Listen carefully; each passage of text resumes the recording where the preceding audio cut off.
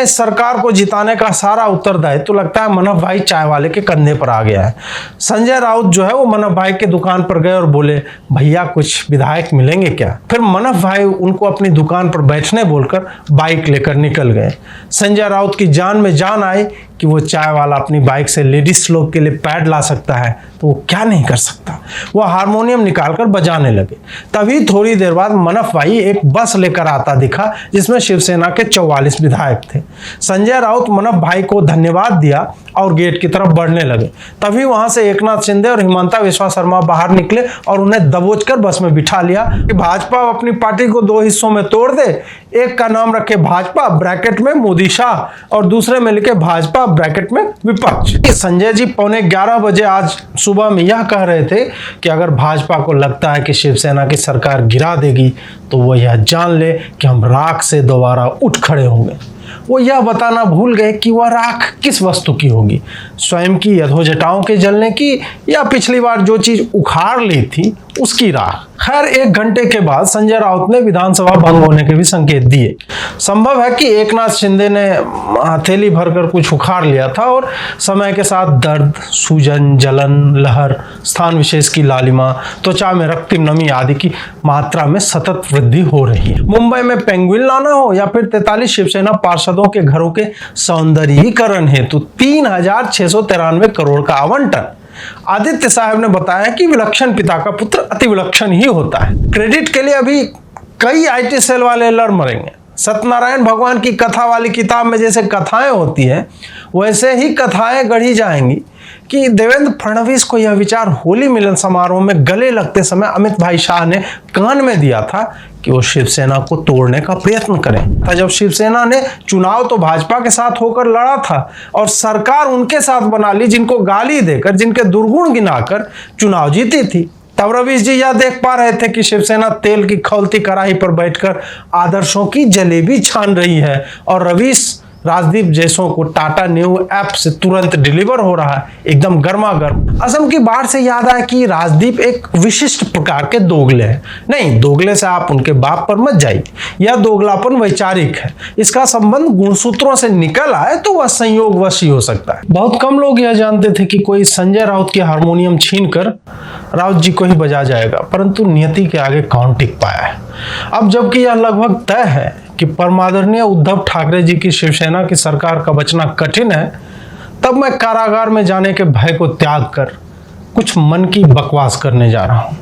अब आप कहेंगे कि प्रातस्मरणीय श्री अजीत भारती जी ब्रो, आप सरकार का बचना असंभव है की जगह सरकार का बचना कठिन है ही क्यों कह रहे हैं?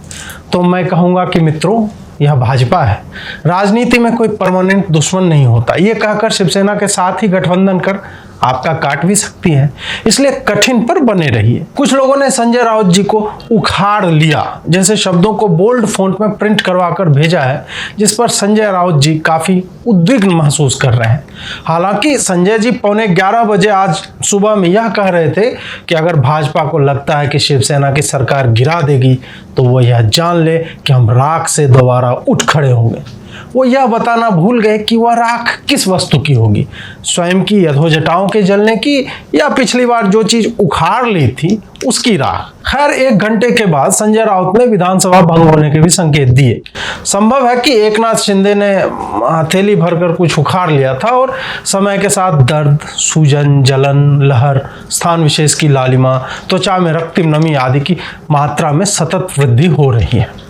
सरकार अगर गिर जाए तो संजय राउत अगम कुमार निगम की फिर वेब-फाइल एल्बम रिपीट मोड पर सुन सकते हैं, क्योंकि एकनाथ शिंदे जी ने जो किया है उस पर तो वो किसी और से मिलके आ रहे हैं, फिर भी हम उनका इंतजार कर रहे हैं, एक बेवफा से हम कितना प्यार कर रहे हैं, ये गाना गाएंगे। और अगर ना गिरे तो केतकी चिताले, निखिल भावरे की तरह 1-1.5 महीने तो मैं भी कारावास में डाला जा सकता हूं। इसलिए आप लोग अगर मेरे नए ट्विटर अकाउंट पे जो अजीत भारती डबल आई अंत में है उस पे अगर आप ये अंडरग्राउंड होने का समय आ गया। ये वाला मीम देखें तो यह जान ले कि मैं नेपाल के लिए प्रस्थान कर चुका हूं। एकनाथ शिंदे जी ने जो किया वो शरद पवार जी के लिए पीड़ादायक तो कहा ही जाएगा, क्योंकि जिस व्यक्ति का संपूर्ण जीवन जोड़ तोड़ की राजनीति में बीता हो और भाजपा सरकार ने उनके इन्हीं उत्कृष्ट कार्यों के कारण पद्म विभूषण देकर सम्मानित किया हो, उन्हें कोई बुढ़ापे में पीछे से जंग लगे छुरे से मार दे तो वो व्यक्ति रक्तस्राव से मरे न मरे, टिटनस से तो अवश्य ही मर जाएगा।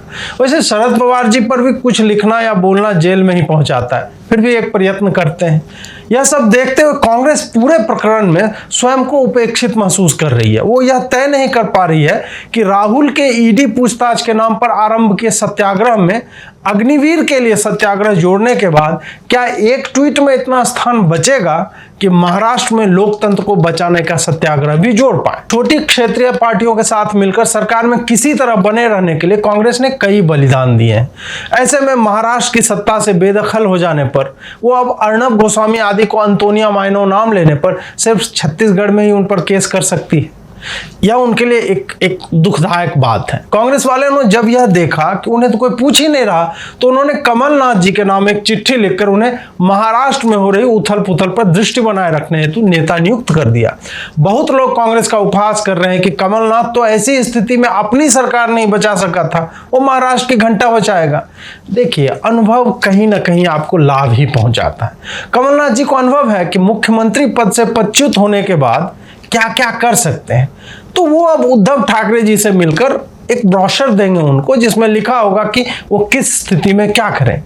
जैसे कि अब बहुआयामी पुत्र आदित्य ठाकरे जी को कहां सेटल करें, ये एक प्रश्न तो है ही। आदित्य ठाकरे ने अपने मंत्रित्व काल में जो वैज्ञानिक कार्य किए हैं वो सामान्य बुद्धि विवेक को चुनौती देते हैं।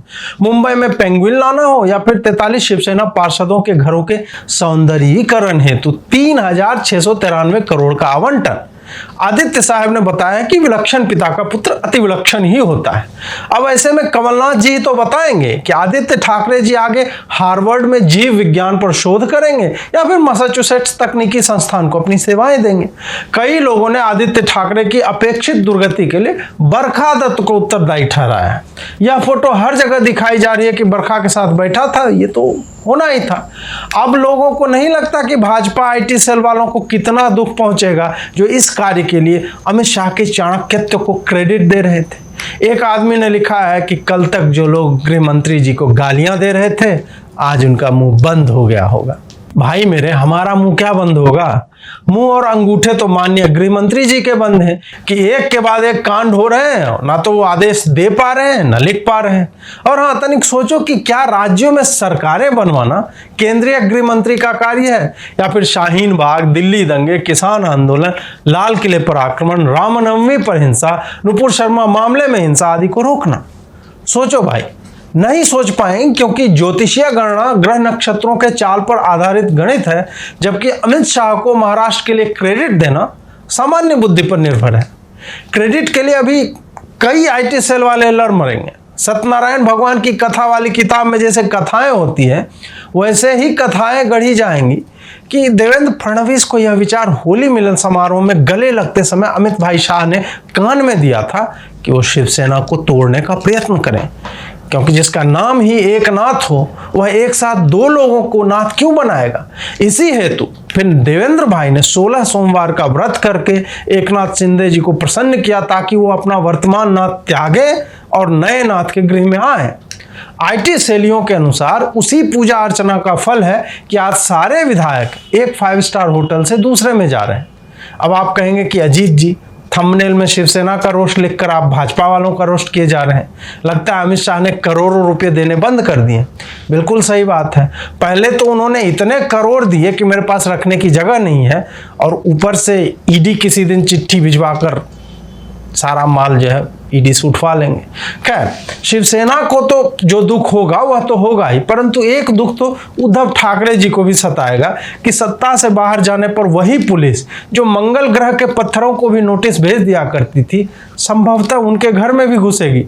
सचिन वाजे, अनिल देशमुख, परमवीर सिंह आदि के कुकृत्यों का उत्तर भी तो देना होगा ठाकरे जी को। किंतु ठाकरे जी को पुलिस द्वारा अराजक कार्य करवाने पर चिंतित नहीं होना चाहिए। उनके लिए तो पुलिस हो ना हो, शिव सैनिक तो सदैव रहेंगे, जो जब मन आता है किसी नेवी अफसर को पीट देते हैं, किसी दूसरी पार्टी के कार्यालय में आग लगा देते हैं, पत्थर फेंकते हैं, बिहारियों और यूपी के लोगों को पीटते रहते हैं। वंस अ शिव सैनिक ऑलवेज एन अराजक शिव सैनिक। हाँ, जो बात संभव है वो यह है कि मोदी जी उन्हें पद्मश्री से सम्मानित कर राज्यसभा में बुला ले। उप्स, सॉरी, राज्यसभा चुनाव तो हार गए और शिवसेना वालों ने भाजपा के प्रत्याशी को ही जिता दिया। वहीं रवीश जी तुरंत ही राजनीति के आदर्शों का ज्ञान देने लगे। उन्होंने बताया है कि कैसे भाजपा कई राजनीतिक दलों को खत्म कर रही है।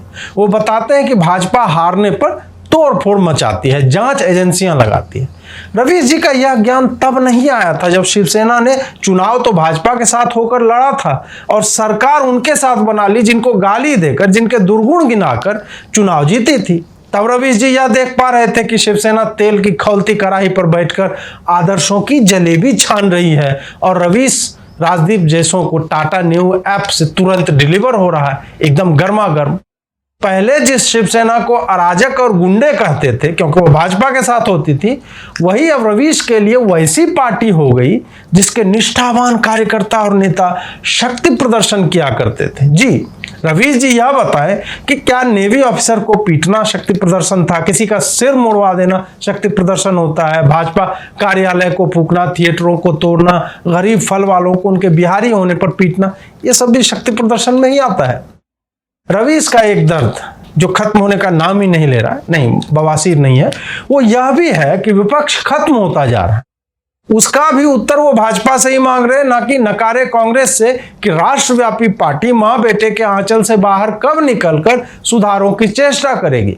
अब यह भी दिखने लगा है कि रवीश और उनका गिरोह विपक्ष को भी प्राण देने हेतु भाजपा से ही आस लगा रहा है। जैसे कि भाजपा अपनी पार्टी को दो हिस्सों में तोड़ दे, एक का नाम रखे भाजपा ब्रैकेट में मोदी शाह और दूसरे में लिखे भाजपा ब्रैकेट में विपक्ष। अब यही बचा है ताकि रवीश जैसों के कलेजे को ठंडक मिले, क्योंकि चाहे मायावती के स्टेज का कूलर हो या अखिलेश का चार्टर्ड प्लेन, रवीश के सीने की आग और जलन को कोई हवा शीतलता प्रदान नहीं कर पाई। वहीं राजदीप भी राष्ट्र को लेकर अत्यधिक चिंतित हैं और 4 प्रश्न एक ही ट्वीट में पूछ दिए हैं। उनका पहला प्रश्न है कि शिवसेना के रेबेल विधायक यानी बागी विधायक एक भाजपा शासित प्रदेश से दूसरे में क्यों जा रहे हैं। देखो राजदीप जी, हर व्यक्ति आपकी तरह निष्ठावान नहीं होता कि नौकरी तो कर रहे पत्रकारिता की, परंतु कांग्रेस की लुटिया डूबते नहीं देख सकते और मनसा वाचा कर्मणा पूर्ण रूपेण समर्पित हैं कि कैसे भाजपा को कोसते रहें और अपनी उपयोगिता अपनी पार्टी के लिए सिद्ध करते रहें।